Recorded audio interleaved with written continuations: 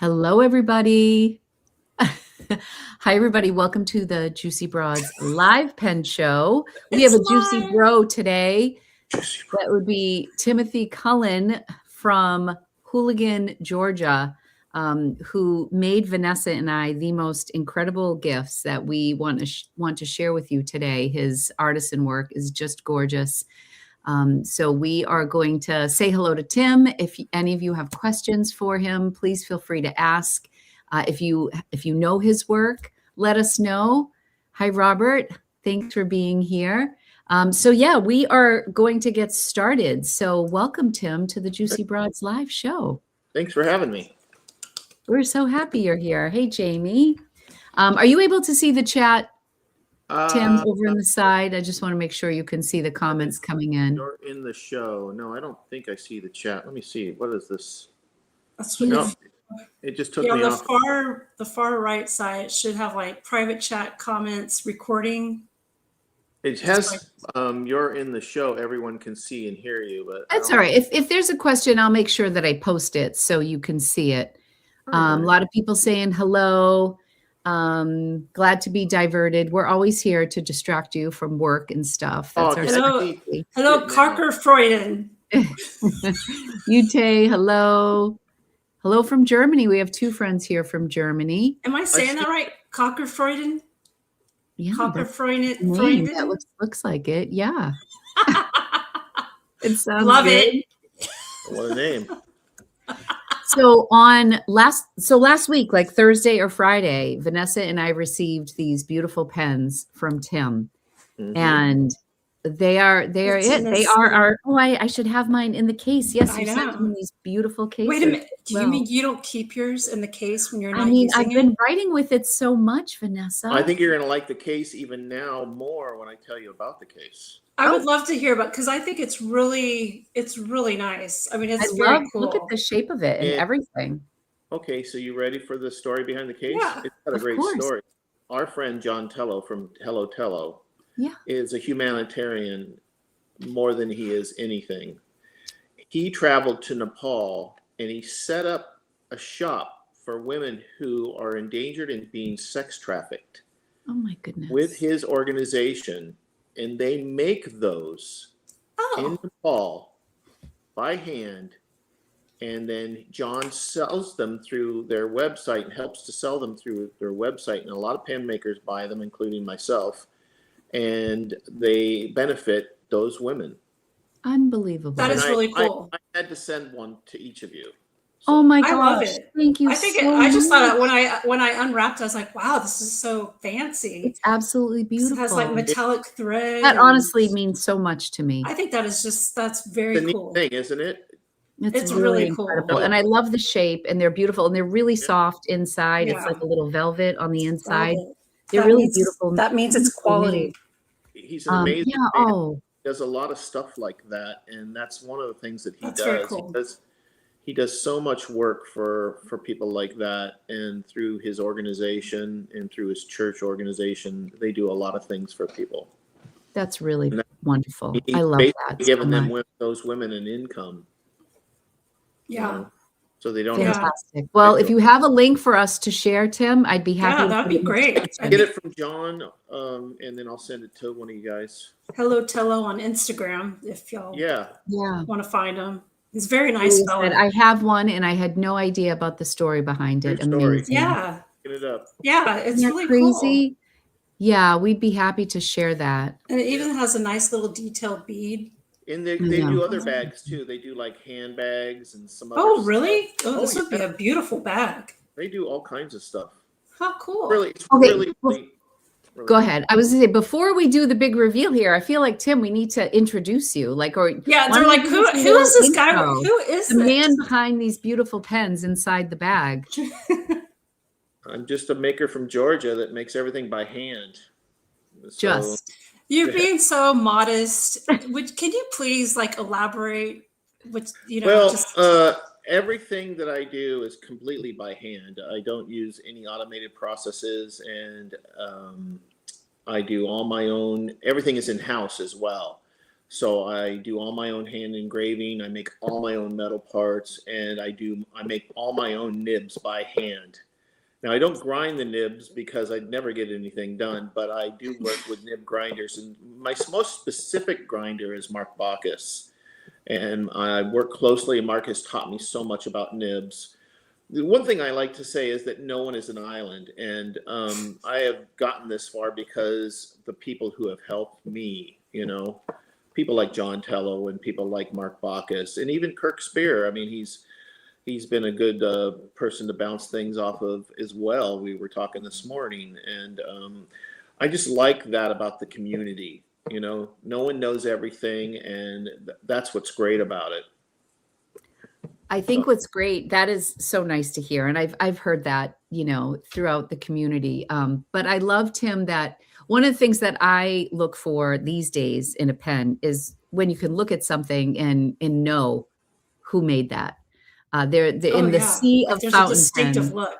There's a real distinctive look with your pen. And in anticipation of this, because you've been working on these pens for a while, and you had reached out to Vanessa, and I just like when I'm scrolling through Instagram and I see, I don't necessarily even look at who is publishing something, but I always know when it's one of your pens. Well, that's funny that you're just so beautiful. Because over at the Atlanta Pen Show, I had a long conversation with Jim Hines about that. And the problem with some of the pen makers today is that you can't differentiate some work from others. And the ones that you can, he said, he was talking about if you put 10 custom pen makers in a row, there's a few that you would know. And he said one of his and one of mine, and of course, Ryan Kruzak, you would know those pens right away. I mean, it would be undeniable. Maybe even Eric from, I forget the name of his company, the one that does all the abalone stuff. And you would know those pens right away. They're so distinguishable from others. Yeah. My first pen show, Hello Tello was there, and he had the beautiful finial. And I just remember the how little lovely beads. They were. Yeah, it's so cool. Yeah, there's his pen right there. Yep. A little Hello Tello pen. I love those little pen. I love, that's one of the pocket pens, right? Even when he was here a week ago making a nib, he had a smaller one. It was my gosh, this big, and he was like showing it off to me because he carries it in like a little wallet thing that he walks around with, and he undid it and he puts the cap on, and it actually fit perfectly in the crook of my hand. And that is so cool. It's just funny with that. He's got these little things that he does, but his fit and finish is really nice too. Yeah, really beautiful. John does great work, and there's the glass bead work that he does.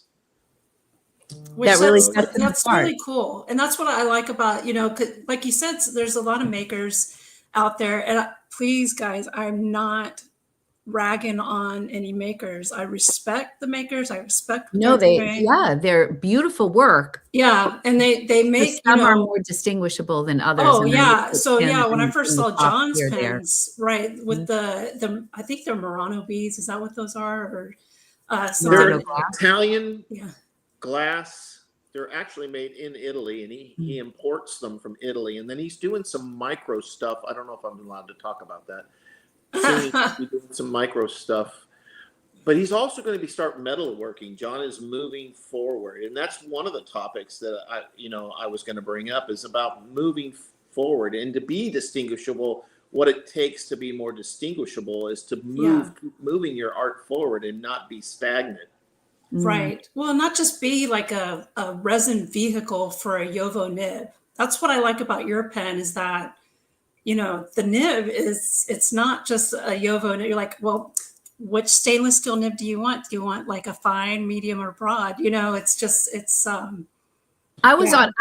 knew you did the scroll work, Tim, but when you said, I also hand make the nibs too, I was like, oh my gosh. I know. It's like, what?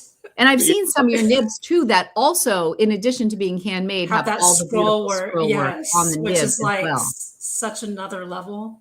I recently did one with the Japanese motif to it too, for a friend out in California. It was to ornate a Bokamunda pen, or one that was meant to her. And then he wanted me to make the nib for it, and it has like a traditional Japanese isometric pattern on it, and it turned out pretty nice.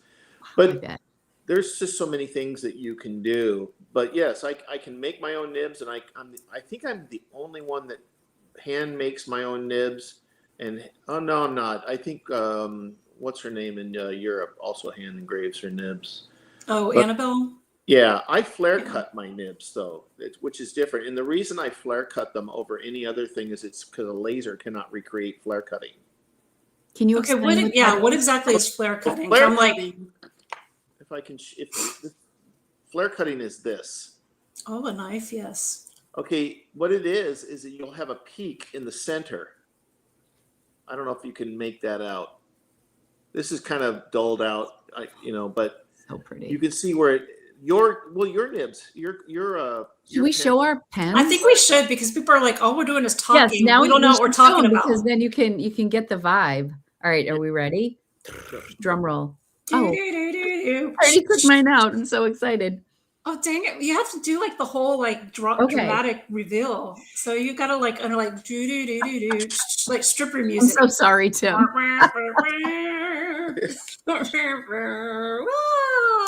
Listen to you guys all day. In a little bit, we'll take her top off. So. Oh boy. The top of the pen, right? Okay. Not mine. Y'all don't want to see that. Oh my gosh. But so this is what Tim said that these are mirror image. They're so one goes one way, and at the top, the other one goes the other way, and that was on purpose. Oh, that is really cool. Let's see. But let's show like the coolest thing. I'm trying to get a good look. Oh, of course. Yes. Let me make sure I have it right set up though. Do you guys see this? I'll do the influencer hands. Well, we just want to see the JB rods. And that was all done. I mean, how beautiful and personal, and just two of a kind. Yeah, just fantastic. They're not exactly alike, but they're close. Yeah, I think my pen has more red in the swirlies. It's actually from the same piece of material, believe it or not. Wow. I had one piece of that material left when you guys chose that. That was it. I didn't even have enough to do sections. Yes, that's what we did instead. Yeah. So you've got a really cool red section that goes with the rest of the pen. Yes. That looks really cool. I mean, I just want you to see all these comments. Twin pens. Love those colors. Oh, yes. These are gorgeous. Aren't they beautiful? Beautiful. Love the color. People picked up on the Bexley red right away. It's made by me. So. What did you say, Tim? I missed that. I said everything on that pen except for the converter is made by me. I mean, which the converter is just. So can you guys see the H for standard international? H for Hooligan Georgia is on the nib. Mm-hmm. And then, do we both get cursive smooth italic? I think so. Actually, I think I got cursive. Well, I mean, you guys. Italic, you got a cursive smooth italic, but you wanted a soft nib. Yeah, she wanted a soft nib, but I mean, hey, with your pen, you get like official paperwork. Yes. Yeah. I mean, and which is, I think is really cool because it describes your pen and, the story behind it. And Tim even signs it himself. I know. It's not an auto pen. Really personal, like next level. How beautiful. Yeah. Honestly, this is my first time meeting Tim. And I'm like just so honored that I have one of your pens. And this was so generous of you. When I moved to Georgia, I decided to catalog everything I made, because when I was in California, I made probably a couple hundred pens and I never cataloged, and I didn't start even taking pictures until around 2013. And so when I moved to Georgia in 2017 and I set up my shop, I decided I was going to catalog and number every pen and every nib. So now, for that paperwork. There was a note in here. That's what it's in here. You have a numbered nib and you have a numbered. Your nib is actually numbered. Yeah, the nib is numbered. Mine is the 29th. 29th ever made. And I think yours is 28. I have 28. Yes. It's Your 28, nib and then actually is numbered. There's a number on the nib. well, I saw that you sent a photo of just the nib, and it had a number, so you can't see it because it's hidden under the section. Inside there. So yeah, so the first 100s of each nib is going to be numbered. After 100, I'm no longer going to number the nibs. Okay. Oh wow! You got the first 100, you get numbered nib. Wow, So that's pretty cool. I'm Yeah. not wearing my readers. I can't see it. No, you won't see the number on the nib. Oh, It's hidden. It's hidden. It's hidden. Oh, it's it's under hidden, the. okay. It's Hidden. under the section. It's under. Yeah, but if you ever, and I don't So, suggest yeah. them apart because then we'll have to reheat set. They're all set and everything is good to go and marked. I'm not soon. messing with this. Yeah. Ever. But Yeah. just know that they're numbered, and if someone ever does take it apart, under yours will be a 28 and yours will be a 29. So cool. Okay, But- I have a couple questions here before we keep going on. Please ask Tim if he will be at the Triangle Pen Show in June. I don't do any shows really. I only go to the Atlanta shows to hang out with my buddy Jim Hines and to see my other buddy Brian Kruzak, and see my friends. I don't ever carry inventory. I don't have inventory. Most things are even sold before I even make them. Wow. It's a blessing. I'm lucky in that way. So if I had any inventory, I'd probably have it sold before I even get out to the show, which is great. One day I would like to do a show, but I don't know if that'll ever happen. Well, it just sounds like for you to. I mean, it just sounds damn near impossible to keep inventory because of the amount of work that goes into the pen. I don't see how you could, unless you had a factory and it would be several people doing it, then it wouldn't be quite as special, in my opinion. One of the most difficult things is to tell people that I only make about 50 pens a year. Yeah. My goodness. You didn't Yeah. know that, Lori? No. I I told me in feel a so message. lucky. I honestly do. I feel so lucky to have one. And how long does it take, Tim? Oh yeah, like from beginning to finish. Like what would you say? Well, it would depend because a lot of other pens have so much more work into them than others. Okay. So with your guys' pens, the easiest part is actually the cap and the barrel, obviously, because I've been doing those for 15 years and I can do them pretty quickly. Everything else is the hard part. The clip is made by hand, and then I have to engrave the clip. And with your two pens, I had to make a design. Now, you're not going to believe this, but both of those designs that look alike were just done with a Sharpie. I wrote them on with a Sharpie. What? Cool. That's it. What? You Really? just got creative and started swirling? I drew it on with a Sharpie, and then the other one I drew on with a Sharpie, but I did it to mirror the other one, but by hand with not a transfer, Wow. anything. So it's a completely original artwork. It's So everything, pretty. and each clip takes a few hours to make, and then it takes, I would say, I don't know, maybe 10, 12 hours in each one, by the time Wow. I get done.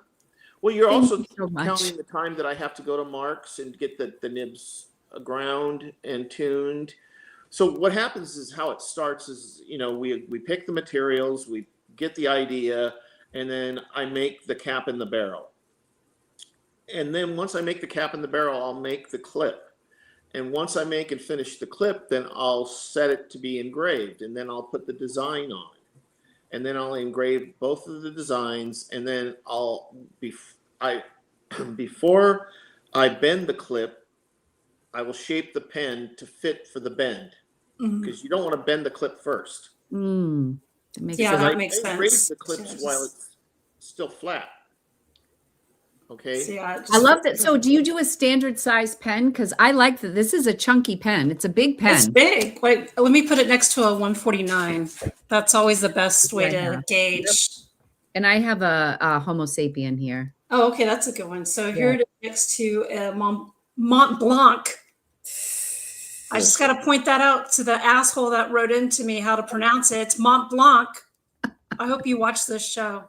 And It wasn't me. No, I didn't. I don't think I would take Vanessa on.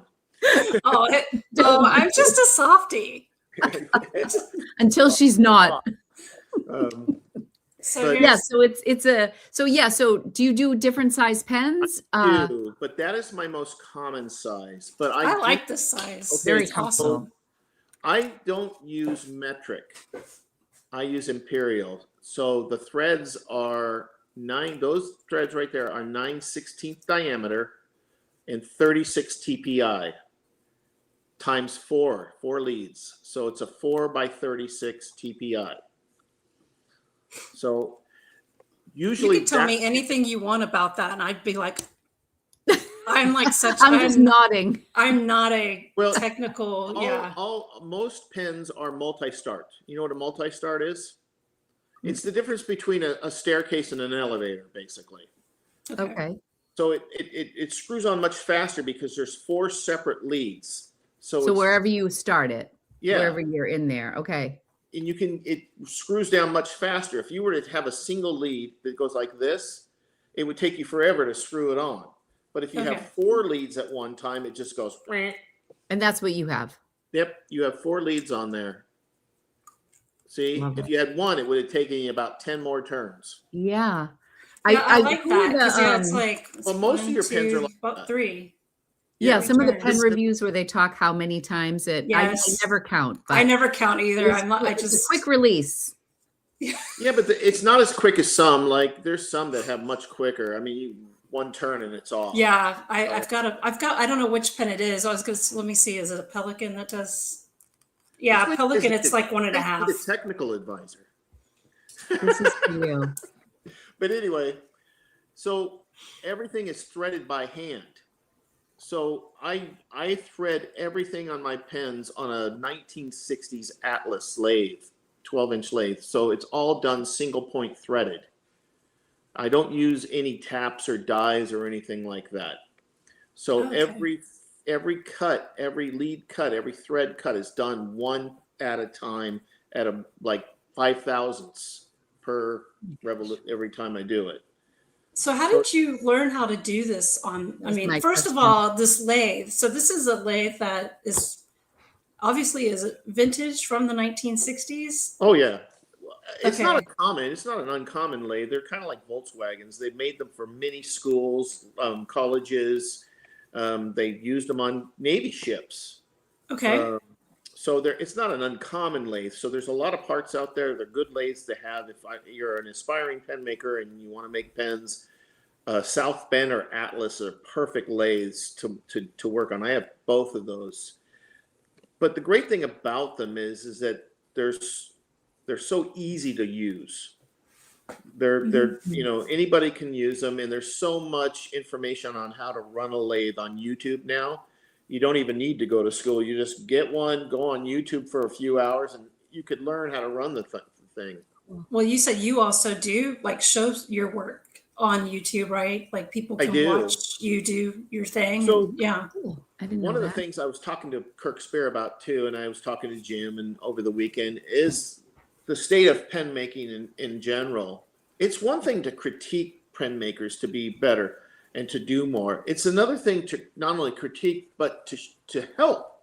So I started this YouTube channel so I can help other makers. Because when I first started way back when, there was no help. There was no one showing people how to do anything. Very few. You could get no help. So you pretty much had to go it alone. And if you wanted to do, things like your own clips and your own rings, there was not a lot of things out there for that. Mm. So recently I decided that if this is going to move on without me, I've got to show people. And I've got to, teach them. And I teach for free. People have come to my shop and I've taught them how to thread on the lathe for free. People have come to my shop and I've taught, how to make a nib. That was pretty crazy. I don't know if I want to do that again, but it's a very difficult process and getting two big guys. I'm 6'4" and John Tello's not a small guy either. So in my little nib making bench, we look like shoulder to shoulder.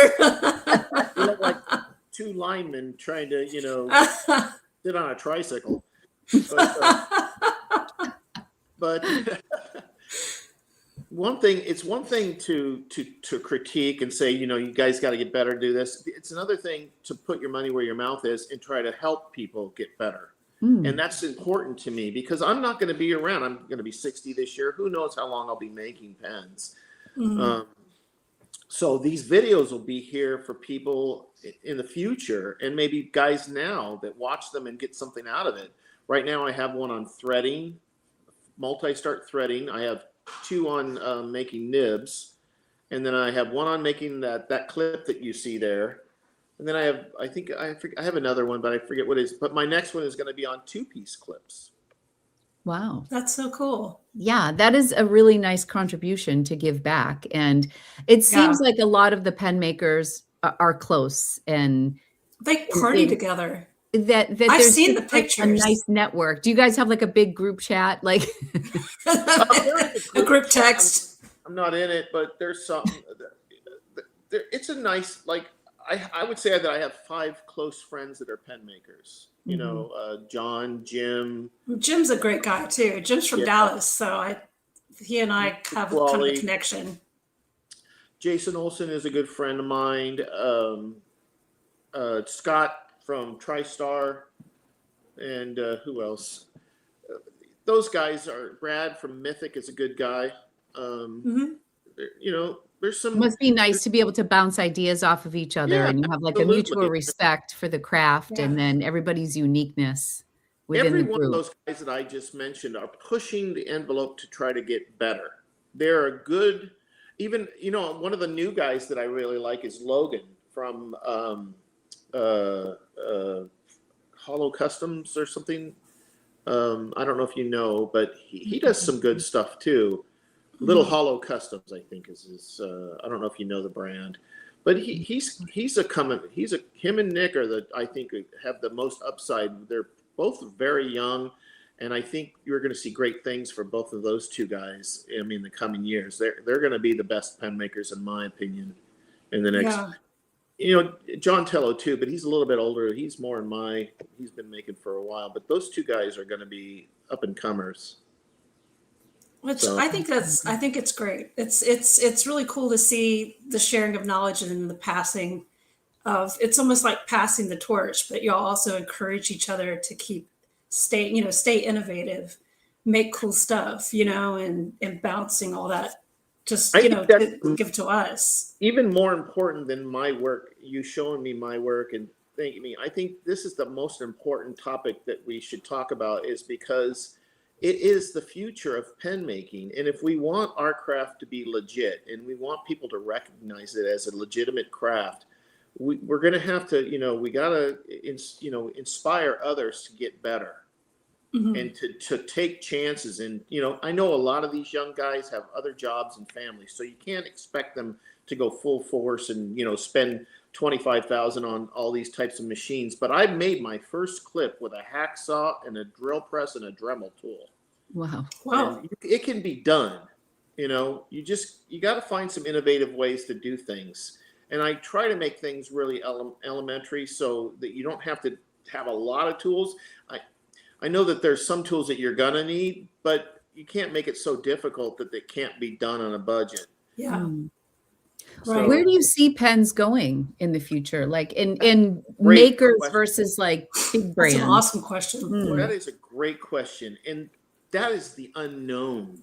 I mean, you've got so many people that are, you know, you've got so many people that are established, but they're, you know, there's always a generational thing, you know, like David Broadwell has been making pens for almost forever. And Chris Thompson down in Oklahoma, who's in his 70s, and, you know, Paul Rossi and, you know, Joe Cali, those guys were the innovators. And those guys, I think right now we're in a golden age of pen making because there are so many of them. You got the Japanese makers and you've got some people in Europe doing things.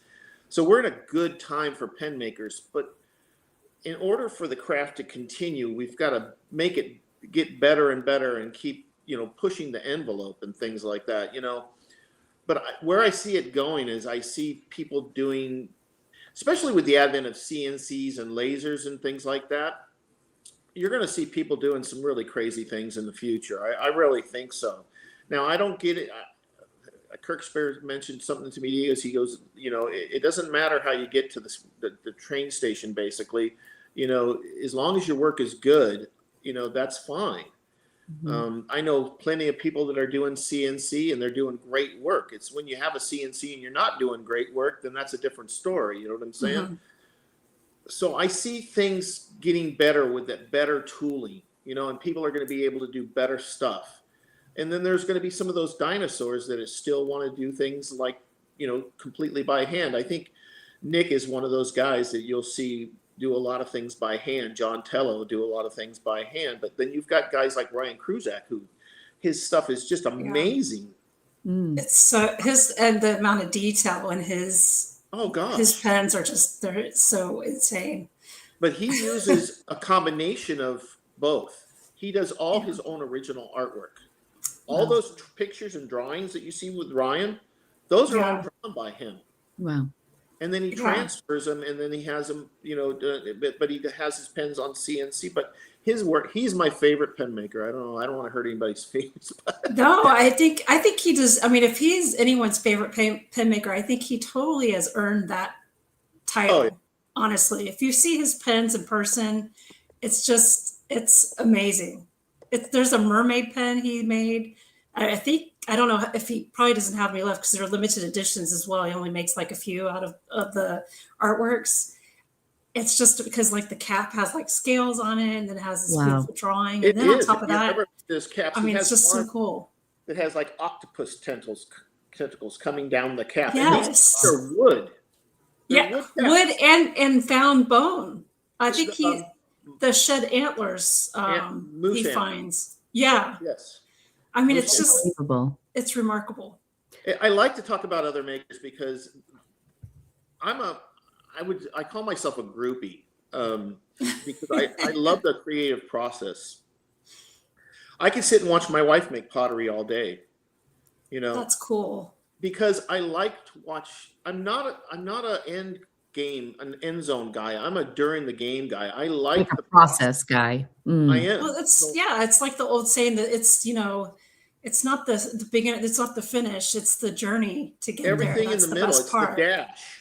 Right. The Mm. dash is the most important thing, and Mm. and as you go along and as you're making these things, it's great.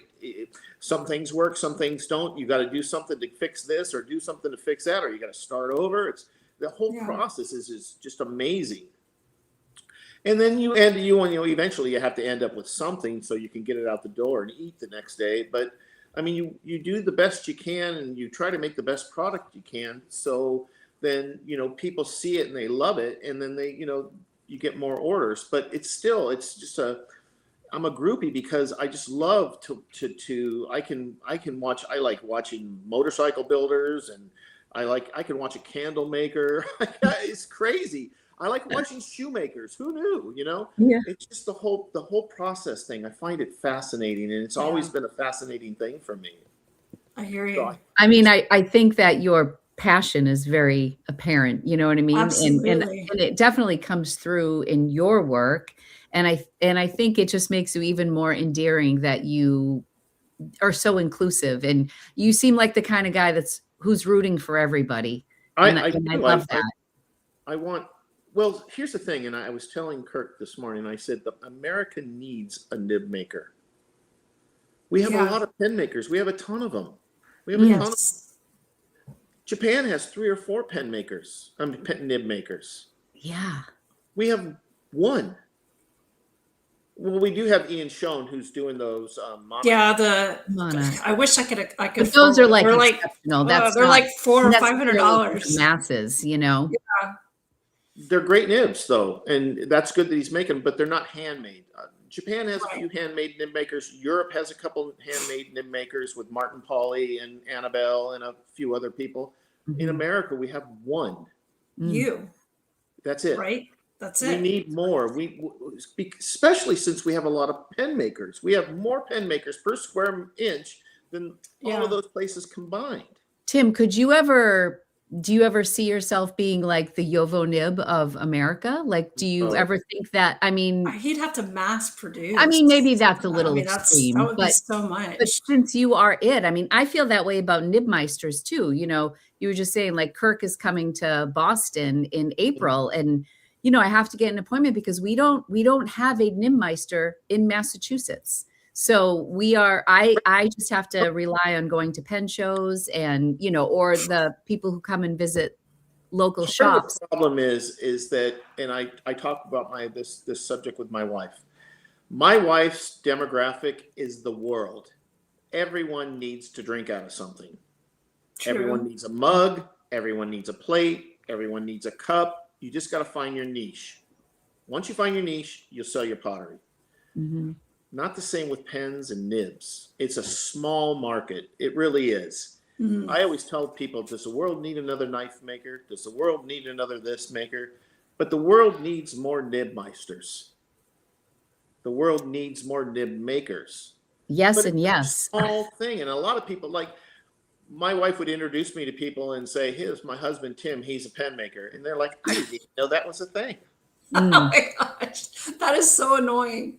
They would tell her, I didn't even know you had somebody that was a pen maker. Did people make pens? I Oh thought my you could buy them gosh. at the store, And that's part of the problem. It's like there's not enough education about it. There's not enough people that are knowing that. Everyone knows that there's handmade knives. Everyone knows there's handmade custom boots. Everyone knows there's handmade pottery. But not a lot of people know there's handmade pens. I do think that I think there is a movement right now, though. I think that Vanessa, we saw it at Stationery Fest. I think there's been, and I honestly, I thank Helen from Coffee Monsters Co. because I feel like she was the pinnacle of the crossover between stationery and pen making, because she did the collaboration with Esterbrook and broke the internet, because she inspired so many people from the stationery community who weren't really aware of, they may have seen, she was the first video that I saw, which led me to you, Vanessa, on. You're welcome. Yeah, thank you so much.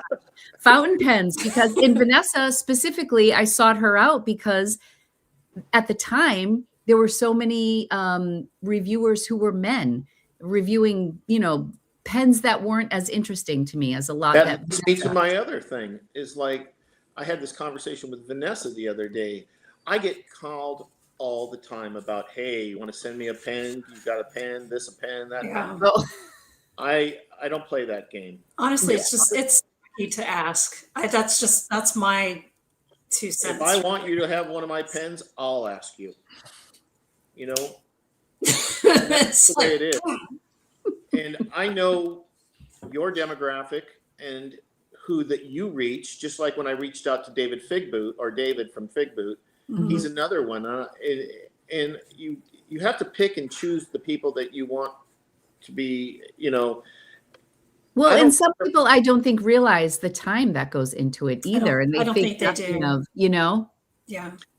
Well, there's different, again, custom pens run the gamut from you can make one in a few hours to if one of those Yurishi Makie things could take, I don't know, months. Some of those take just, it would drive you insane. Your kids would be off to college and, you'd still be working on that pen. And you started it when they were in the 3rd grade. Some of those take forever. And I don't know if it's worth it to do that, but they're beautiful. Yeah. Like I said, a lot of them are beautiful, but there's other stuff that people are doing that is really cool. So the most important thing, and I always tell people, educate yourself. Know what you're buying. Know what the material that the pen is made out of, because a lot of them are made out of everything from homemade, blanks all the way to celluloids that aren't even made anymore. I've seen material made out of stacked skateboards. Yeah. I don't remember who uses that material, but it's just very cool. Everything. Question, Tim. You said that I have a soft nib. This is totally off topic, and well, not really. And Vanessa did not. What is the material that makes up my nib versus Vanessa's? Same material. It's just the way that I shape your tines are a little thinner. Okay. So what that does, and this is how I make a stiffer or a harder nib or a softer nib. If I want a nail for a nib, and someone tells me, Tim, you can give me a nail, my slit will be a little bit shorter. And then the tines will be a little thicker.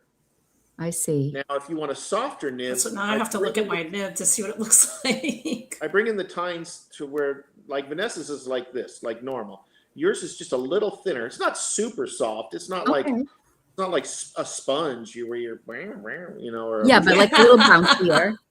but it's a little softer than hers. Yeah. But It's beautiful. No, I like it. 'Cause mine has a nice, when you write with it, it's a nice crisp the edge. tipping You know, I on those, love it. interesting enough, is the same tipping that are on the big boys. It all comes from the same place. Yeah, I use the Harrius tipping that's from Germany that like Pelican uses, and it's all completely welded on. I mean, it's done. It's just, it's like, guys, it's flawless. I mean, I've examined this pen as soon as I got it, looking at it close. I've just been like having so much fun. I don't think that I'm ever going to get anything perfect. I strive for perfection, but I always want to keep striving for perfection, because if you ever do get perfect, then what's the sense of doing anything? Well, that's what I like there to be a little something. Like I actually embrace imperfections. You know, even like when I'm painting and I mess up, I just keep going. It's like leave it in there. Don't even need to remove it. My rule of thought is I don't embrace it because I know it's going to happen anyway. Yeah. So there's nothing I can do sometimes when it happens, because if I know that I can't recreate it any better. So I get to a point where I'll bring in a pen and my wife will be sitting here. It'll be 7 o'clock at night, and I'll hand it to her, and I'll say, "What do you think about this?" And when early on she would go, "It's fine. Don't even mess with it. You know, it'll be okay." And then an hour later, I'm down in my underwear on the lathe remaking the whole thing. And now my wife goes, and this is the funniest thing, she'll look at me and she goes, "Well, what do you think about it?" Oh, no. And I say, "I hate it." And then she goes, "Well, it's early. You can still get down and fix it or do something." Because she knows now that I'm just not going to, I'm trying to talk myself into it when I'm talking myself out of it. Does she test the pens for you? My wife doesn't test the pens. I test them overnight. So each pen I make, every pen I make gets tested for 24 hours. So I'll bring the pens home from Mark. Mark will test them. Mark will give me the A-OK, because Mark has been one of my best resources, Mark Bacchus. Everything that Mark has suggested that I do, I did. And it's given me nothing but success. So what I do now, even down to the ink that we test the nibs with, down to how I heat set them, down to how I put them together, everything. So once I'm done, I bring the pens home, and they're inked from Mark, and they stay inked. And I sit them in my little tray, and I use the 32 weight HP paper. And here, let me show you something. You'll laugh. That's John Tello's test for just one setting, where I just sit and I write and I write and I write and I write and I make sure that the flow stays good, that there's no leaks, and everything writes well, and it doesn't dry or it doesn't. And I do that for 24 hours. And every couple of hours I sit down and I write with every nib I make. Wow. And that's the quality control I want. Yeah. So in the morning or whenever it's done, I can clean the nib out, I dry it, and then I put it back into the pen and everything. I know when it goes to the person that it's going to get it, and I'm still stressing it. Ask Lori. I kept messaging her. I know. Do you like it? Do you like it? Do you like it? Do you like it?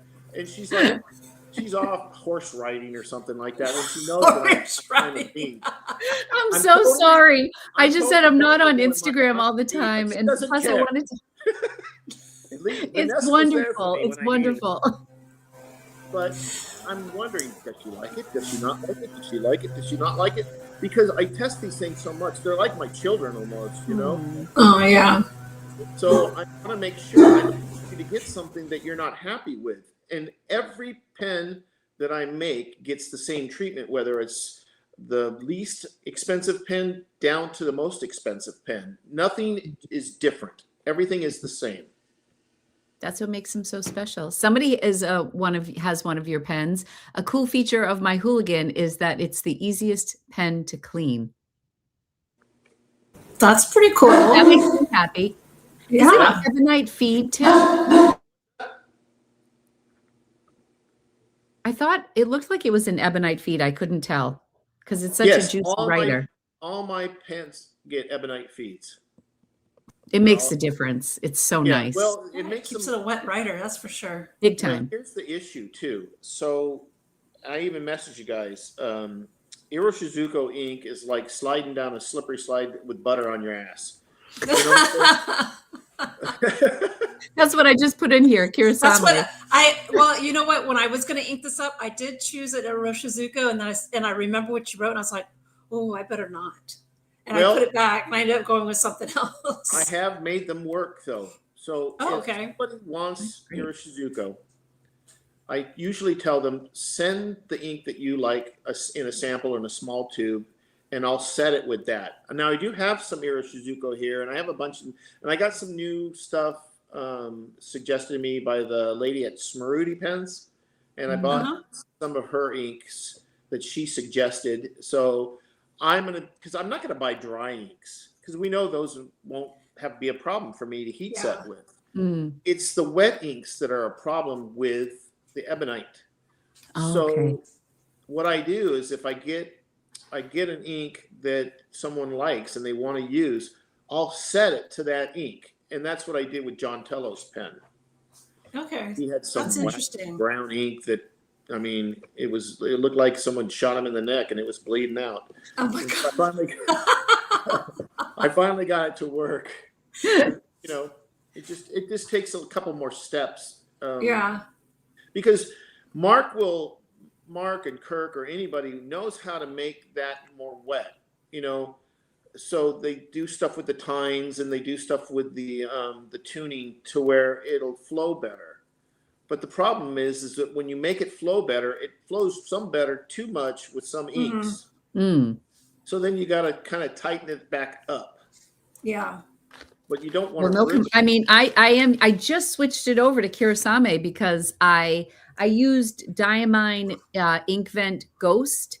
Yeah. For the first go around, and I drained it. So I was like, oh gosh, I need to put something else in. And I just filled it before the show, and I put Kirasame in. That's the ink I was going to put into it. Well, that's exactly what I was going to use. This is my little test page right here to see which bluish gray would work the best. And this was the Ghost at the top. Number 6s will be better than number 8s. Sixes, your 6 size nibs will do better than number 8s. Okay. And the reason is because the feed is smaller, obviously. It's a little easier to heat set. 8s give you a problem because of obviously you have more volume of the ebonite there, and there's a you know, it's a bigger nib. And it's, you know, it's just a bigger nib, and I actually prefer size 6 nibs for some reason, because I think you get closer to the nib with your hand. Jim Hines and I said, yeah, you know, you're right. You know, a 6 nib is like a perfect size nib. I know people love 8s because they're big, they're bold. I just think it's because they're big and they're bold. I think for everyday writing, a 6 is ideal. I think it's nice to have a number 8 nib just because it's different, you know, but and I was thinking about doing a 10, but you know, I'll be honest with you, it seems like, you know, why, you know? I don't know what's the point of a. Well, the trend is going towards larger nibs too, but I think you get better performance out of 6s. I think so. I agree with that. But yeah, I mean, an 8 is okay, but a 10, I mean, it's like, do you really need? I mean, what's the size of the Namiki Emperor? To a point, you know what I'm saying? That's what I mean. Is that what is a 10? Is that what's in those Namiki Emperor, the giant? Are some of them are just longer nibs, but yeah, some of them are. They're just huge. It's so crazy. They're like garden shovels that they just cut. And you're right, Robert. The bigger nibs can be a little bit bouncier. I do agree with that. I mean, I guess it depends on what you're looking for. Like an M1000 is. Oh yeah, it's definitely, you could feel there's a bounce in that for sure. Yeah, John Tello had brought an M1000 nib for Mark, and that thing was soft as heck. Yeah. I mean, that thing. I mean, if you soft. I feel like they should almost be called a flex nib because they are so. But you don't want to like. No, but you can pull a little line variation out of it. You know, it wouldn't be hard to make that thing a pitchfork and bale hay with it in a couple of minutes, because that thing. You know what I'm saying? Yeah. It would be if you're a hard presser, you can ruin that nib pretty quick. Yeah. Yeah, that would make me That's the nervous. thing, is that what's great about being a nib maker is you can make a soft nib or you can make a harder nib, and people will tell you, oh, can you give me? I have a guy out in California. He, I think he was the one that said that my pens were easier to clean. Alex, great customer, but he likes things all over the board. He'll tell me, Tim, I want this, I want that, I want this, and you get it all over the board from people, and they want to try everything. He's one of those guys that wants to try everything. He wants one nib, he'll want a stub, and one nib, he'll want an architect. And that's what's great, is that I've learned. What do I tell people now? I've learned so much about nibs that I never had any idea about in the last 3 years. Wow. Yeah. I mean, more than I ever wanted to know. I know people in the chat are curious, like and we're not going anywhere. I'm not ready to say goodbye yet, but just since we've been on for almost an hour, that went fast. What is the process to get a pen from you? Wow. Well, you got to fill out like 10 forms. Yeah, you need 5 forms of ID and a snow shovel. And that face recognition software. Yeah. To like do all the. I stopped taking commissions for a while because I got backed up. I'm 2 years out right now. I hate to say it, but my dream is just to work for hooligans that are already hooligans. So if you want to become a hooligan, get on board quick, because I think eventually 80% of my business is return customers. I have people that have 15, 16 of my pens. I really do. Wow.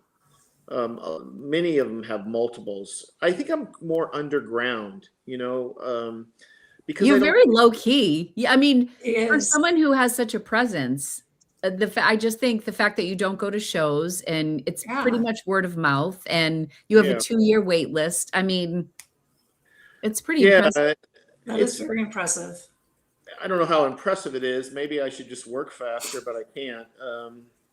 So if somebody really wants to, they can reach out to me on my email and my website, or through Instagram. I get a lot of things through Instagram.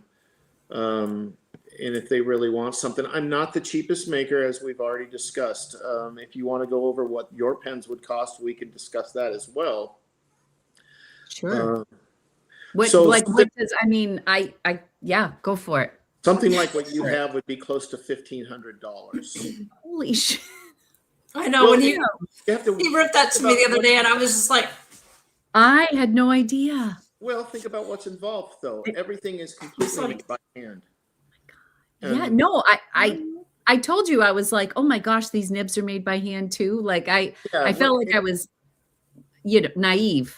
I make the most cost-effective handmade nib in the world.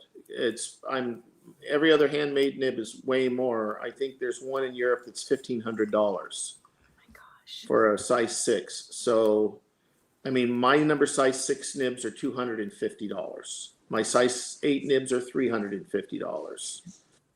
So I can break the costs down and tell you what costs per, but so let me ask you this. So you had this material. Is there getting material from one maker and then sending it to you? Do you do that sort of thing where I have done that?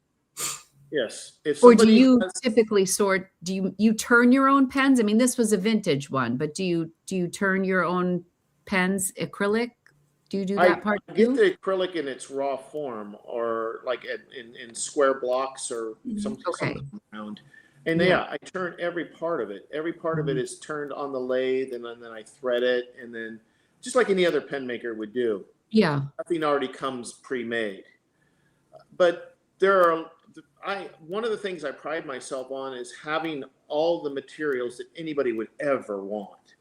I have everything from ebonite to celluloid to mammoth tooth to mammoth tooth. Seriously. Yeah. I have mammoth ivory. I have custom blanks. Right now I'm doing a Monday series. I don't know if you saw it on Instagram, where I'm going to do a custom blank maker every Monday.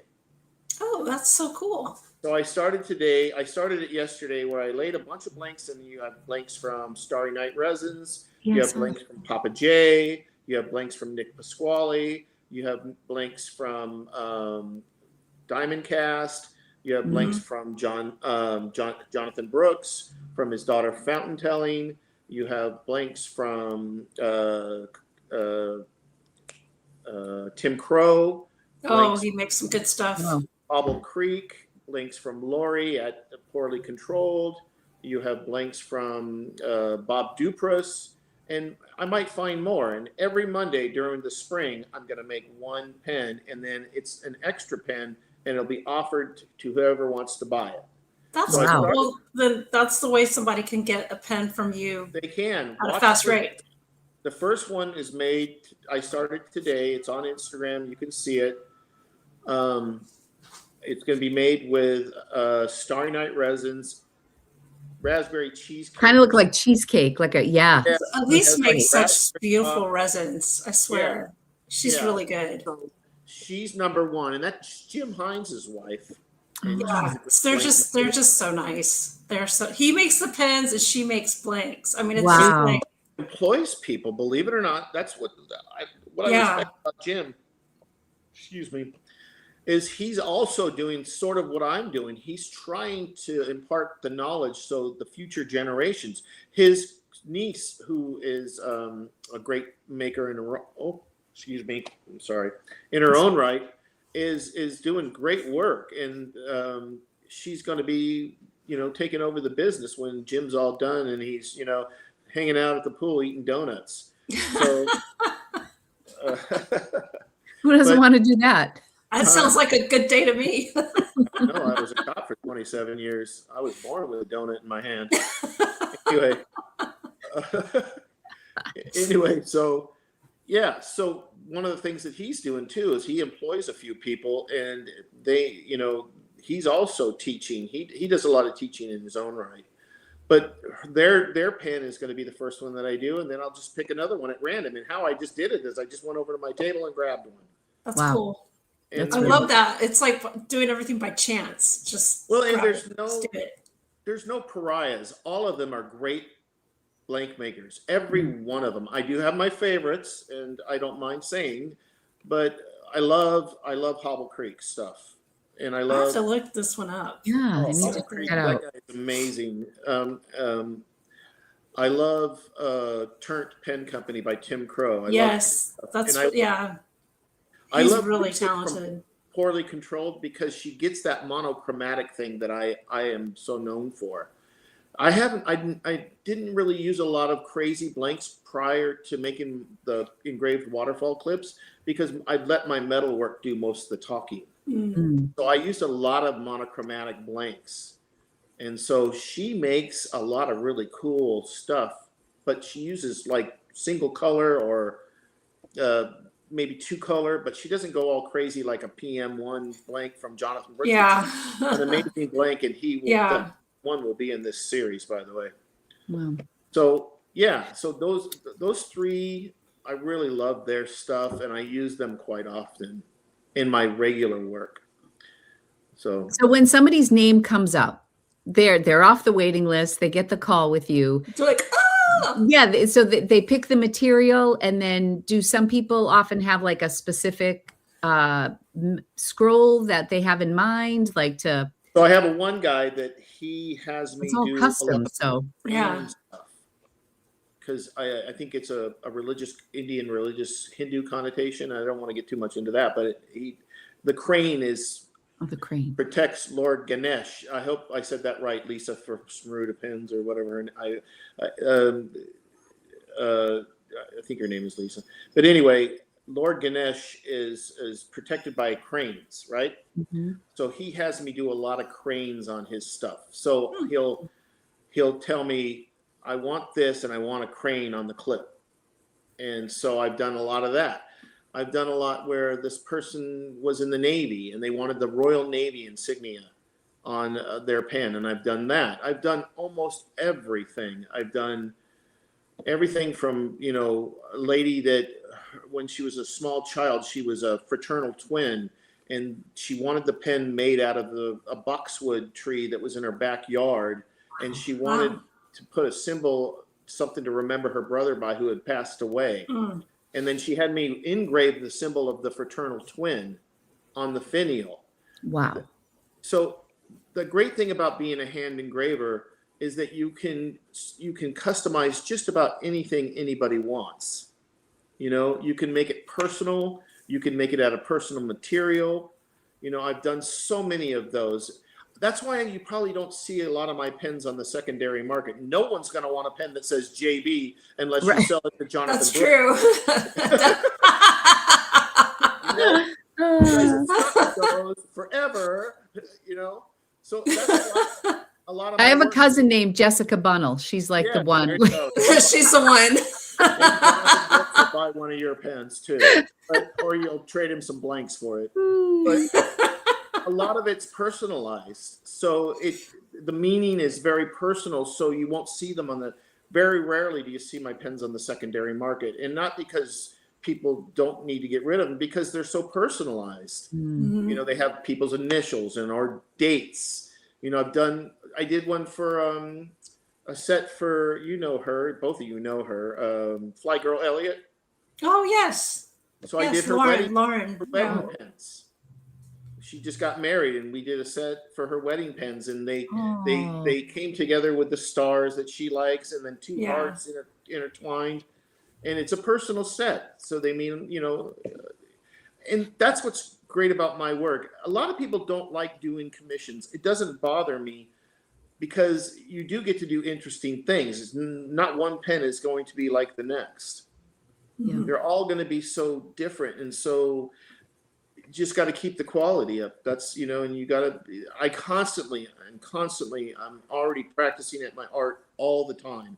I'm engraving all the time. I'm making nibs all the time. I'm going to classes. I've spent every dime of my profit trying to be a better pen maker, is what I'm saying. I don't make any money at this. Thank God my wife's a better potter than I am a pen maker.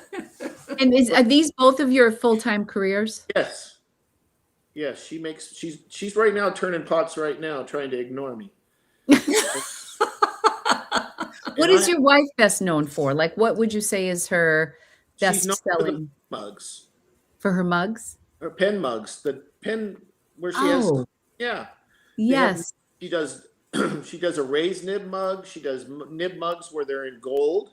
She puts gold for the nib on there. She does them in like silver, or she'll do silhouette nib mugs, and she sells a lot of those.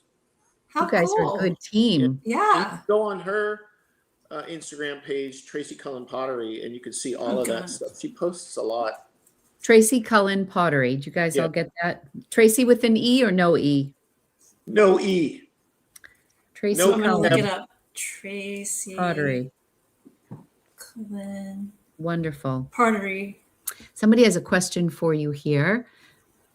My offspring is almost finished at the Bennett School of Wood in Boston. Oh, cool. How big of a lathe do you have, Tim? Oh, that North Bennett School is amazing. Amazing. One is a 12-inch, the other is a 10-inch, but you don't need that big of a lathe to make pens. You can make pens on a smaller lathe. What's the most important thing is that the lathe that you do have is accurate, and the lathe that you use is able to thread efficiently. You know, where you're able to quick change to make the threads. You can switch over from a 48 TPI. I know this is technical jargon, but you can switch, you know, different thread pitches. So you can do, you know, a coarse thread, or you can do a fine thread within seconds, and you don't have to change a bunch of plastic gears. I suggest buying a vintage American lathe if you're in the States, and they have vintage ones across the pond too. But a vintage American lathe like South Bend or Atlas, and you can almost have those refurbished really easily and buy parts for them. And there's so many there's a guy on YouTube that I learned a lot from. He calls himself Tubal Cain. You go on there, look that up, and he'll teach you how to do everything. I think I got my PhD from YouTube. Well, I know. Haven't seen the paper So, yet, it's but so I've got wonderful. prints. Well, when did you get started making pens? And So what made you start doing that? So back in like 2009, or in the early 2000s, I was a fledgling woodworker. My dad was a gun maker, Oh, and cool. yeah, he made guns, and it's just in my blood. My brother is a surfboard maker and a custom car guy, Wow. and Creative family. Yeah. I started taking woodworking classes in Cerritos College in Southern California, and I always wanted to be a chair maker. And then I switched and I wanted to be a tool maker. I wanted to make hand planes, and I wanted to be just like, making those romantic hand planes so everybody could work by hand. On a whim, one day, somebody asked me to make them a pen out of some exotic wood from a pen kit. And that's where a lot of us get started, because Mhm. if it was up to me, I'd be, a starving furniture maker to this day. Now I'm a starving pen maker. But on a whim, I did that. And the next thing you know, I kind of got the bug. I thought it was kind of cool. You can make it rather quickly, and they were fun to make. And I was giving them out to friends and family. And less than a year later, I was just like, I'm tired of this. I want to make my own stuff. And oddly enough, I reached out to David Broadwell. Mm. And he said, yeah, Tim, first, you need to do this, this, and this, and this, and this. And David's pretty adamant about what makes a good pen maker. And he kind of took me under his wing, and he told me what I needed to do. And one of the best advice he ever gave me was, if you do what's different, you'll never not sell a pen. Mm. If you make what's no one else does, you'll always be selling pens. And oddly enough, he was right. Mm. And I have made, in Georgia, I have made 330 pens. I have sold every one of them. That's so awesome. That's really awesome. So I think that was the best advice I ever got. So I took it to heart, and I started making pens and started acquiring the tools that I needed to get farther and farther and farther. Mhm. And when I moved to Georgia in 2017, my wife and I, Tracy, we bought a house incidental to our shops. The house is incidental, basically, but the shop's the most important thing for both of us, because we both knew we wanted to have nice shops. Mm.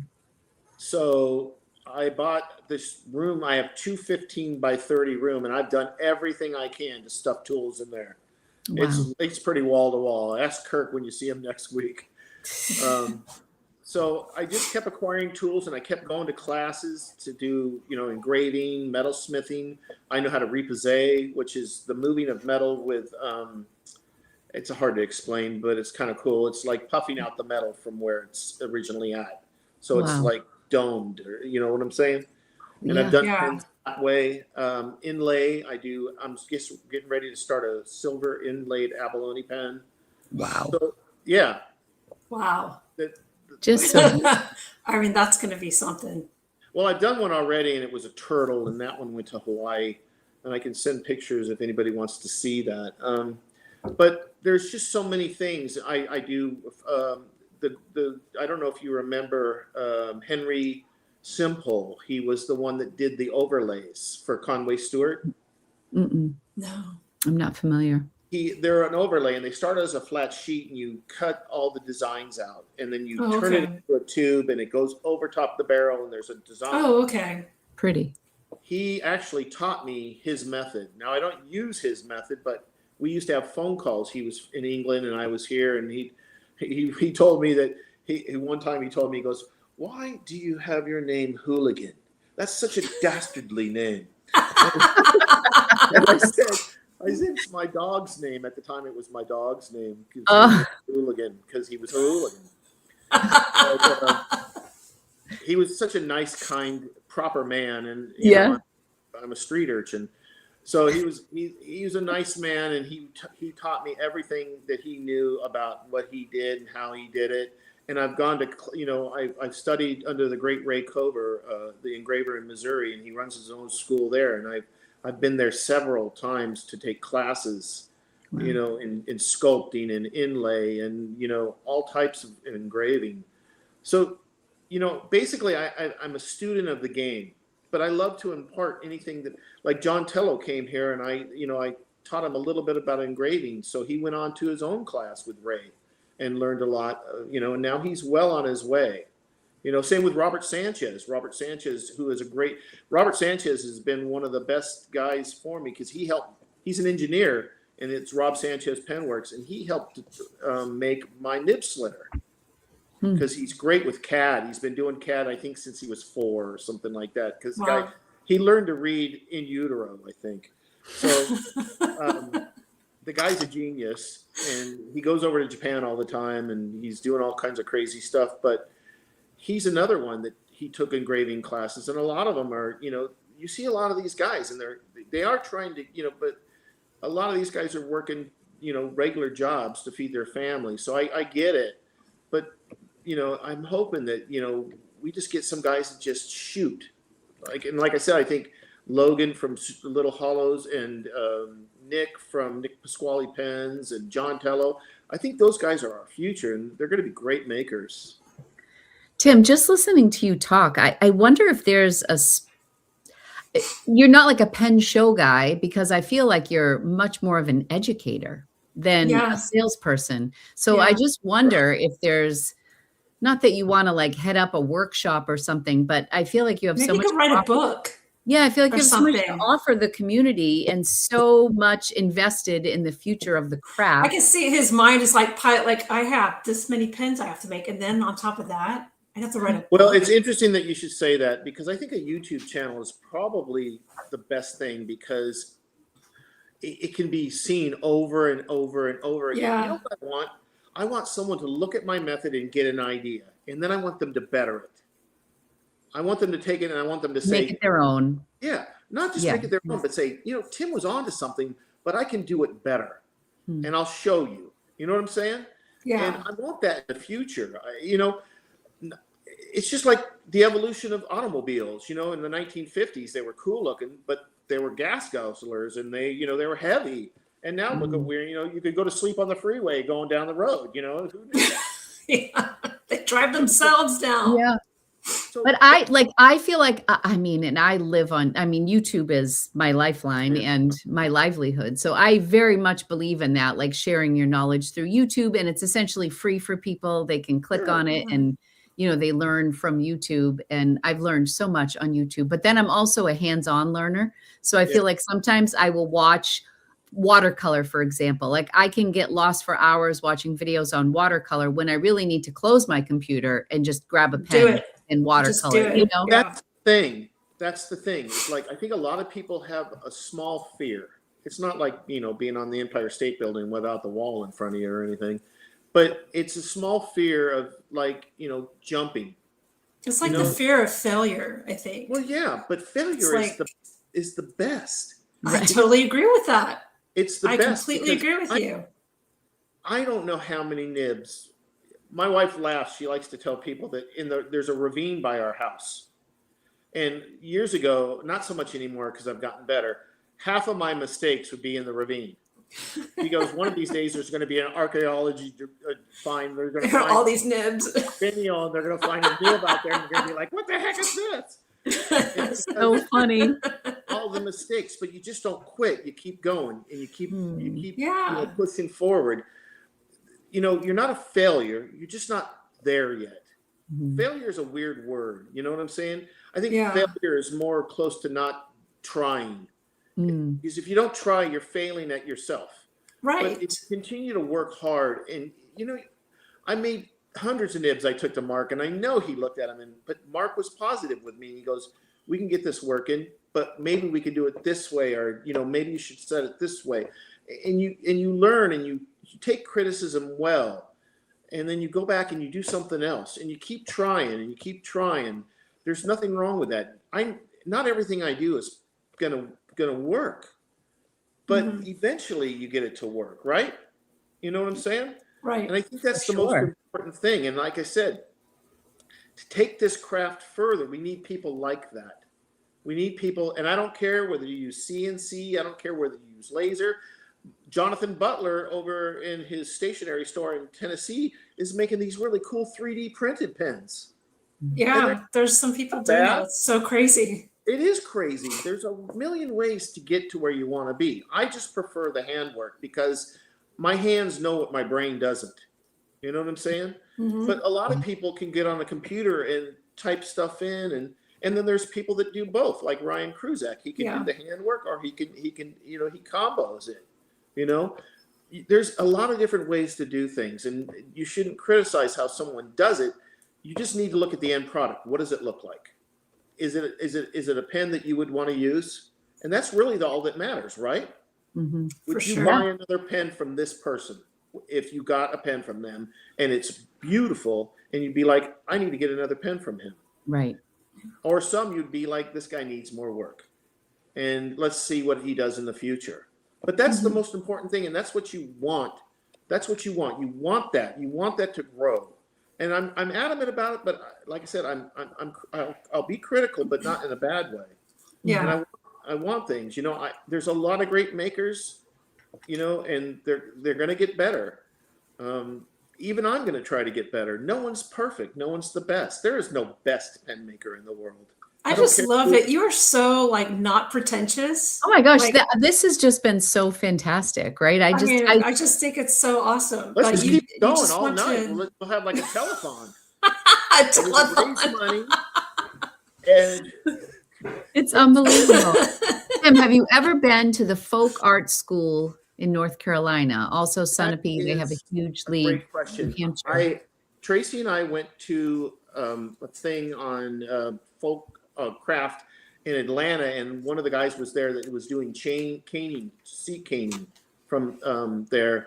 And I have not been there, but our friends that do the book We Are Makers, they were there a couple months ago, and they got to tour it and check it out. And they have a blacksmithing shop there, and chair caning, and they have pottery, and they do traditional like folk dance studios and all kinds of stuff. And they have like full on like, you know, cabins, and you could go there and do stuff. It's really an amazing place. Much like North Bennett. North Bennett teaches violin making. Wow. Oh, wow. Yeah, North Bennett. I know. Where are they in Boston? They're in Boston, and they're amazing. And they teach violin making, and then you have to also take classes to learn violin. To be a that would make sense. In order to be a maker, that makes sense. That makes sense. And then there's the new, there's a school in Tennessee, it's slipping my mind, but they do jewelry making, and they do certain stuff like that. The New Hope School, I'm sorry. That's right. It's all good. I don't even know. I mean, Tim, I think you could be a public speaker. Like, I have so many jobs for you, and I know you don't need any more. But this has just been such a great conversation. Well, that was my whole thing for coming on. You know, I think the thing is that we should educate ourselves as pen buyers. You know, pen buyers, pen consumers. You know, when you go to a show next time and you see all the pen makers, you should be talking about their process. Tell me how you make this pen. Go up to Jim Hines and say, tell me about your work. Not, oh, this is a nice pen. And you see that a lot.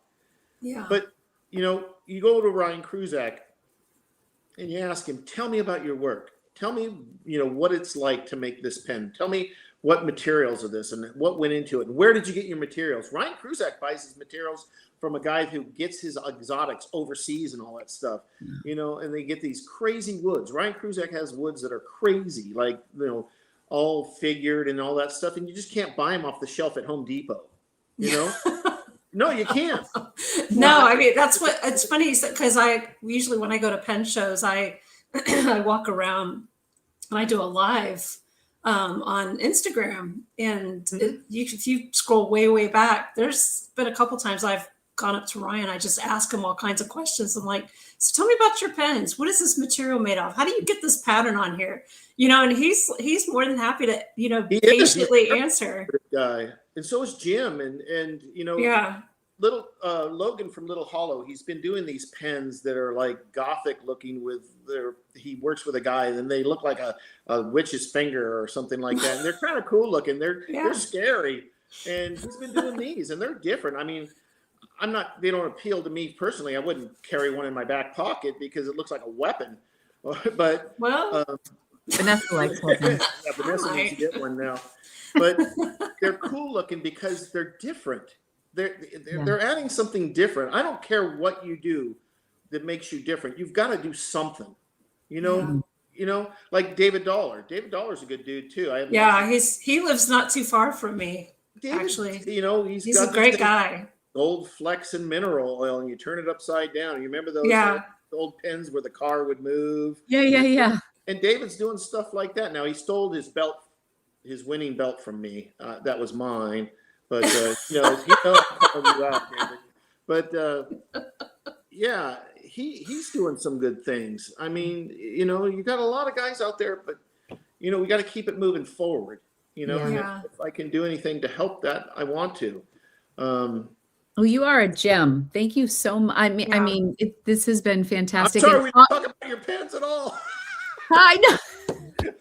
No, I mean, I wanted you to come on here and tell us about, what goes into making your pen and, what inspires you and all that stuff. Vanessa and I are very free flowing. So when we have a guest on, we kind of let them take it where, and sometimes we have to pull it back a little bit. But I was thinking like this was so generous of Tim to send these to us. And I want to drum up some business for him, but it sounds like you don't need business.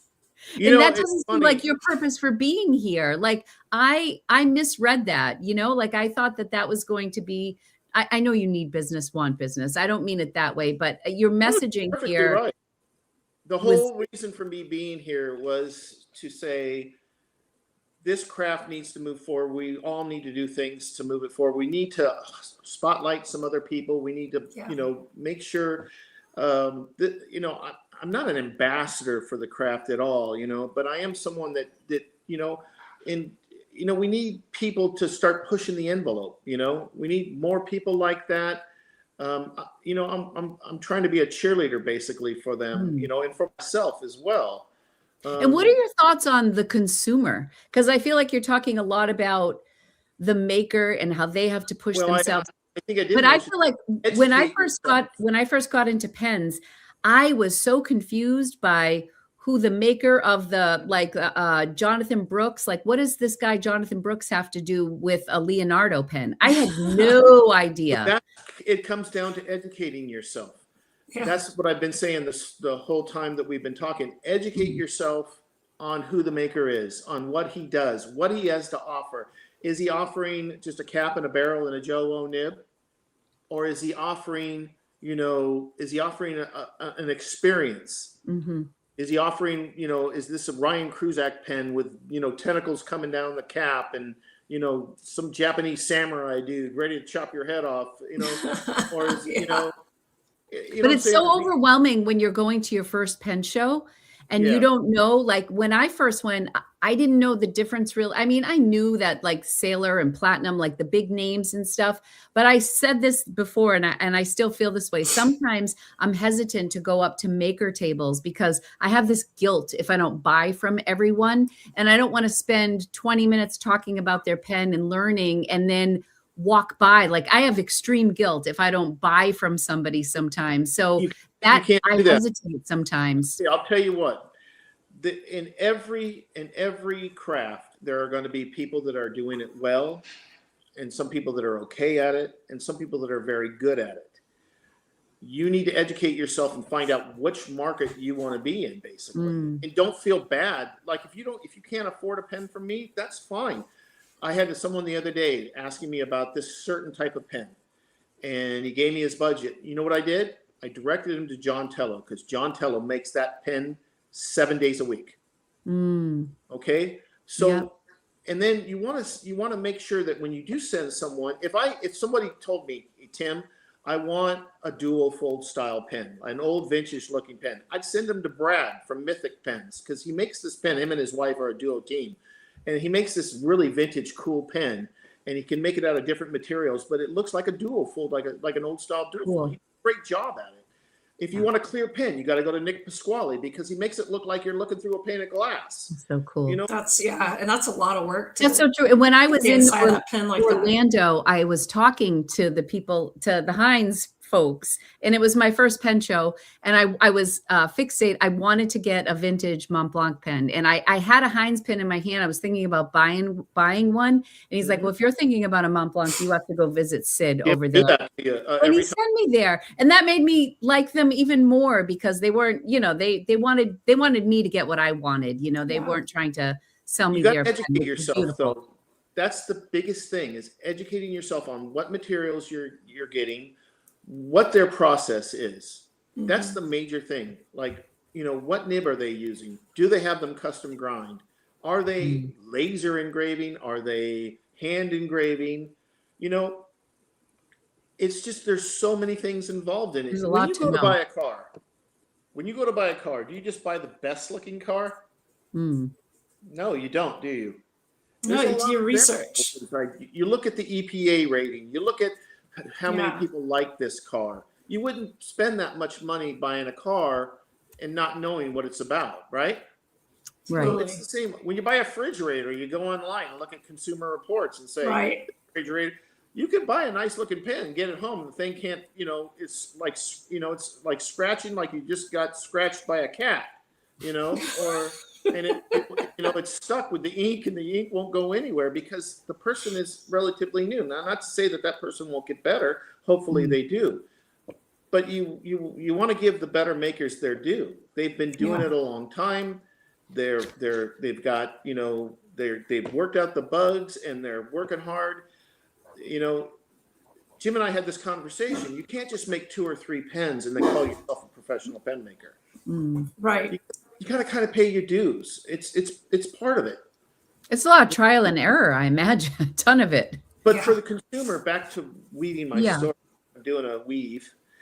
You got to educate yourself. You got to find out what materials. You got to find out, what's the history. Have anybody don't like these guys? Have anybody had any problems with them? But that's hard to know at your first pen show or your second or your third. I mean, I think I really tried to educate myself. I really went down the rabbit hole, but still there was a lot of confusion, how to commission my first pen or where do I go now it's like second nature what to do. Well, they have those pen after dark, and they tried to make me get into one, but I escaped with my life. That would be Carrie. Carrie, my husband would love you. David Dollar was trying to offer me alcohol, but I like, I'm out of here. But you can go to those pen meetings after dark and pick people's brains, and that's a good idea. Or go to the pre-pen show, or they have the barbecue on that Friday night or whatever they have. Yeah. And then you can go and you can hobnob with everyone, and you can ask all the questions that you want. And people will be like, this maker's really good, or this maker's really good, or I love, and you're going to get the gamut. Some going to like, Tim Cullen and not like, John Tello, and going to like Jim Hines and not like, David Dollar. You're going to get all of that. But when you get a consensus, you're going to find out which ones are the more trusted makers, even with your Japanese pens and stuff like, Nakaya or Namiki, or even, with Pelican. A lot of people don't like Pelican. A lot of people would rather have, a lot of people hate the Viscontis. A lot of people like, Santini's. I can't believe I know that many pen makers. Dude, hey, you need some good. I think Santini is a great brand. It is a great brand. That's a really great brand. They make great nibs. They do. They're a nib maker. Yes. But that's the most important thing as a consumer, is to know what you're getting, because if you just walk home at the end of the day with the coolest resin pen you ever saw, you might be disappointed. It writes like shit. It writes like poop. And then you can't take the cap off. Because the cap is like, you have to be a professional arm wrestler to get the damn thing off. But, those are the things you have to watch out for, But that you're not going to get that from people like Ryan Kruzak, or you're not going to get that from people like Jim Hines, or you're not going to get that from people like John Tello, or you're not going to get that from Logan or David Dollar. They're going to be quality pieces, but there's a lot of up and comers that are they're going to be paying their dues, and hopefully they get better. And, you just keep, but I'm not saying not to buy from those new people, because those are where you can get some of the best deals. Yeah, that's true. Brand So new I was going to ask, you showed us your everyday writer. So I hate to but I don't want us to not look at it. Tell us about that. Yeah. This is Bexley material, and I just wanted. Okay, so let me give you a backstory. Okay. If you want to hear it, I make myself a pen all the time. All the time, I make myself. As you should. And all the time, I sell it. And my wife goes, "Why did you post that? You knew somebody was going to want it." So it just happened with that Cumberland piece that had the copper clip that was embossed and stuff. And I made that with a black nib, and I made that for me. And I even ground it to the, no, I didn't have it ground yet. And I brought it in to my wife, and I said, "I made myself a pen again." And she goes, "Yeah, until you post it." And I posted it, and it sold. So this pen right here, I made sure that it wasn't much. It wasn't, it was just a simple cap and barrel with one of my nibs, and I sign every piece with it because I'd like to sign all my work with my pen nib. So it's nothing special, but it does have the 308 cartridge. Oh, goodness. Look at that. And I'm the only pen maker that uses that cartridge. Wow. There's a few people that have it, but I like it for that reason. And I've been signing my work with this pen for a long time, and I use the same ink and every. What is the ink? Because I noticed the ink on the sign page. Yes. I've been using the same ink to sign my work for almost 15 years. And I love it. You ready? It's Diatramentis Alexander Hamilton. That's nice. That's very like nice. Purple, like a deep purple. That's what I was thinking. It's like an eggplant color. Yes. It's a dark purple, and I really like that color. I was going to guess nice. Mont Blanc Ferrari. So I use that, and here's my. Oh, there it is. And I've been using that ink, so I'll use it till the day I make my last pen. It'll sign every one that I do, because here's the sad part about Tim Cullen. I don't write with fountain pens. Oh my gosh! What? How do you not write with fountain pens? Oh, he waited until the very last 1 hour and 32 minutes. Breaking. Here's the breaking news. I am not. This just in. I'm not a fountain pen enthusiast. No way. Oh my gosh. Sorry. You're an artist. I love making them, and I love making them right. I like pottery better than I like pens. Okay. That's the right answer. I go in my wife's shop and I steal half the stuff in there. I got like 15 mugs. That's funny. I do like Oh my fountain pens, don't goodness. get me You're wrong, a and hoot. I've learned to love them more since I've been making nibs. I will tell you that. I can and see I that. do want to make myself a pen, a really nice pen one of these days. But I'm not like, John Tello came here and he goes, "I write 42 pages a night, man. I love them. And I'm drawing this and I'm drawing that." And I'm like, I like Sharpies. Because I use Sharp. So funny. It's funny, but it's actually a good thing, because then I'm not married to everything Mic that I drop. make. You know what I'm saying? I can sell it. That's true, because it becomes a problem when you can't let go of It something. does. That's true. There's so many makers that like, "I'm not showing anyone this one," and it could be sold or whatever. But no, I'm not passionate about collecting. I'm passionate about, as much as you guys are about using, I'm as passionate about making them, and they have to be right. I think that's a good person to have as a maker. You know what I'm saying? I think so too. Yeah. Then you don't hoard your own stuff. Well, it's like that plumber. He's, everybody else's plumbing works except his. Right. The The mechanic. cobbler, the shoe Well, I cobbler. have the ugliest hooligan ever made. There you go. Well, this was an absolute joy to have you on the Yes. show. We have to get our photo. Huh? Oh, We yeah. Get our photo.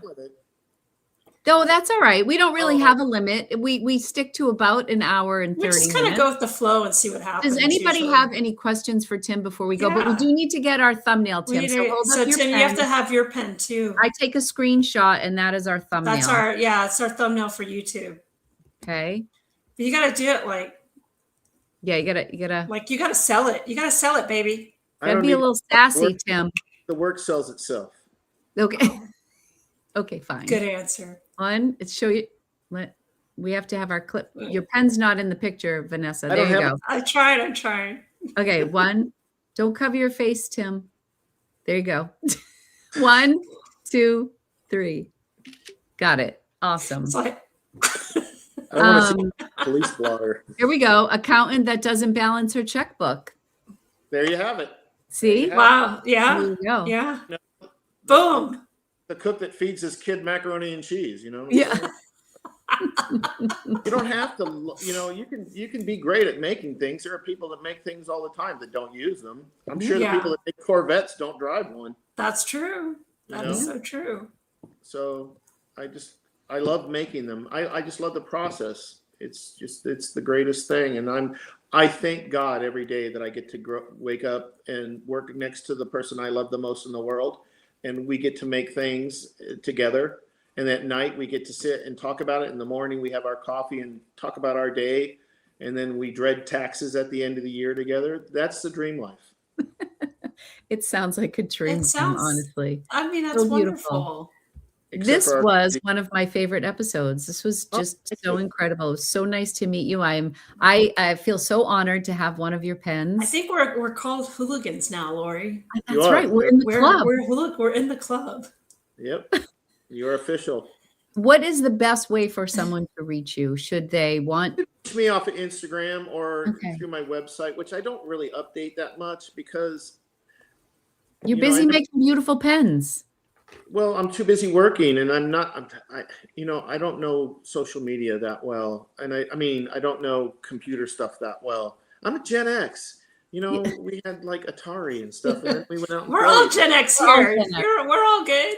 I drank from the water hose, and then my parents told me to come in when the street lights were on. Or lock the door and come in when the street lights are on. I got kicked out of the house. Go get out, go play. I need to be left alone. We used to play kick the can, and the boundaries were like 4 streets over. Like it wasn't like the backyard; it was like the hospital. This could be another hour and a half. I know we could go on about all that stuff. Hot dogs with a piece of bread. You know what I'm saying? Yes, or hamburgers. Those were hamburger buns too. She needs a Doberman pen. Blue needs a Doberman pen. Mm-hmm. Gen Xer here. Yeah, Gen X is the best. Yeah, I agree. But they all say that we say that, but it's true. They all say that because we say that because we know it's true. Yeah. That's what my kids are Gen Zers, and it's like. So, I think I have millennial and all the way to Gen Z. So, my son Anthony was born in '99. Is that technically a millennial? No, I don't think so. I think that's they're elder. It's an elder Gen Z. Oh, we're getting. What is it, Tim? 80 to 94 for millennials. Oh, okay. Well, my son Ian and my daughter Taylor are millennials, and then the rest of our kids are Gen Zs, I think. Gen Zs. Okay. Our last kid was born in 1999. Okay. That was my first kid was born. We both have 2 kids in 99, so we were partying like it was 99. Yeah, there you go. You should actually be a teacher. Workshop, school, doesn't matter. The kids would love you. Yeah. No, he's teaching on YouTube. I agree with that. He's on YouTube. He's teaching on YouTube. Spread the word and Mr. Cullen is stealing their lunches. Okay, so well, thank you everyone so much for joining us. Thanks, Lori, telling me about the paper mouse. Yes, I'm excited for their event. That's the one that Kirk Spear is going to be at. Yes. At the Paper Mouse in Newton, Mass. I believe it's maybe April 13th or April 18th, I think is my appointment. Gen X rules. Yeah. Yeah. Preaching to the choir here. And have these people check out some of those makers that we talked about. Yes. Yeah, definitely. It's me, but go on and check out, Nick and John and Ryan and Brad and Robert Sanchez and Little Hollow. Go on there and check their stuff out. I wrote down they're all on Instagram. I didn't know all of the people you mentioned. That's why I'm already following quite a few of them. Jim Hines. Jim Hines is, it's got new stuff coming out all the time. Yeah. So happy. Thank you, Marina, for being here.